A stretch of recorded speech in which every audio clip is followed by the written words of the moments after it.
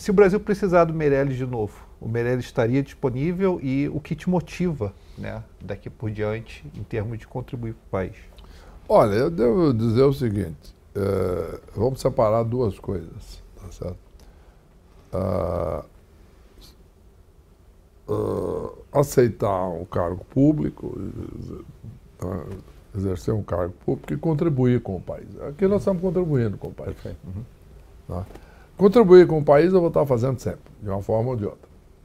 Tá certo?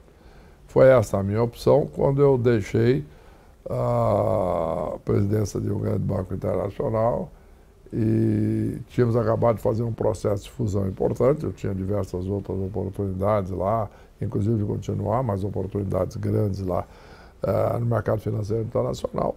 Resolvi deixar tudo aquilo, voltar ao Brasil e entrar no setor público.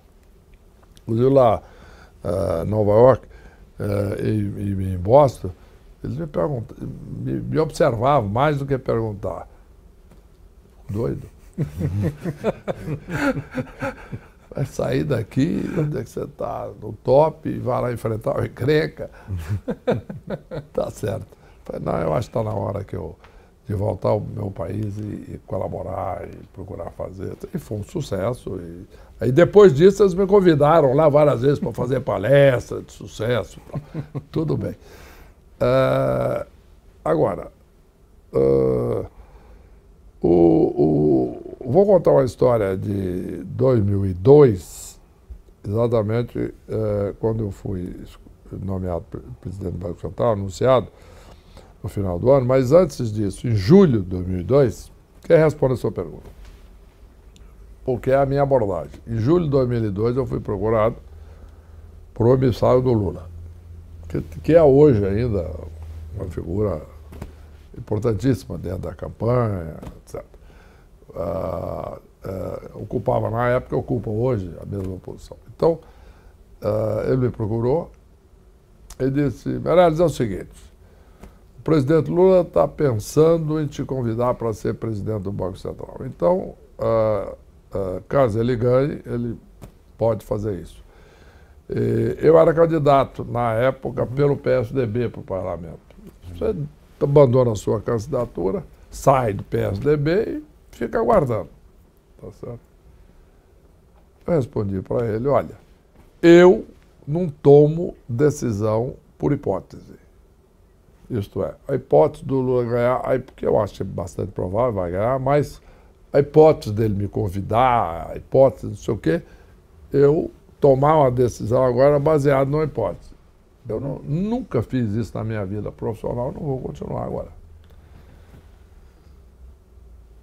Não, mas aí vai ser difícil, se você for eleito aí pelo PSDB, como é que vai ser? Eu falei, olha, isso é uma questão de vocês, esse problema é de vocês, não meu. Eu vou seguir a minha vida normal, etc.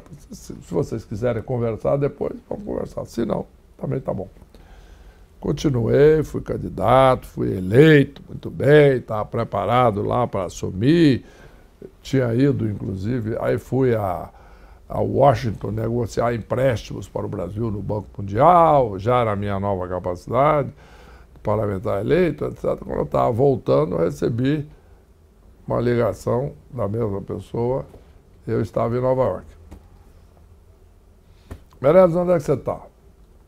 O presidente Lula aí já eleito. Tá? Eu falei, estou em Nova York. Ele falou, que bom. Amanhã o presidente Lula vai estar chegando em Washington. Você pode ir em Washington conversar com ele?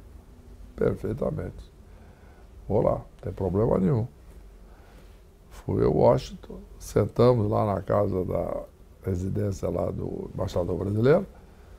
E ele conversou, falou, Meirelles, me diz uma coisa primeiro. O Brasil tem jeito? Porque naquela época o grande problema era a dívida externa. Sim. O Brasil estava quebrado. Tinha 37 de reserva, tinha linha com a FMI, devia muito lá fora, e aquele problema. Que é o problema que alguns vizinhos nossos têm até hoje. Perfeito. Aí, me explica, eu falei, tem jeito, dá para fazer, etc., estabilizar a economia, botar a economia para crescer, o Brasil tem potencial de exportação, criar condições favoráveis à expansão do agronegócio, melhorando muito as questões de financiamento da agricultura. expandir isso, o Brasil exportar, construir reservas e eliminar esse problema, como, aliás, foi feito. Isso não é um problema do passado no Brasil. Foi muito bem. Então, expliquei, ele falou, tá bom. Segunda pergunta, você aceitaria ser presidente do Banco Central? Eu falei, aceitaria com uma condição. Qual? Independência de atuação. Independência, eu te nomeei lá para um cargo, você vai ficar independente? É uma boa pergunta. Eu disse, não, é porque esse cargo de presidente do Banco Central é diferente. Todos os países do mundo hoje relevantes, o presidente do Banco Central é independente, etc.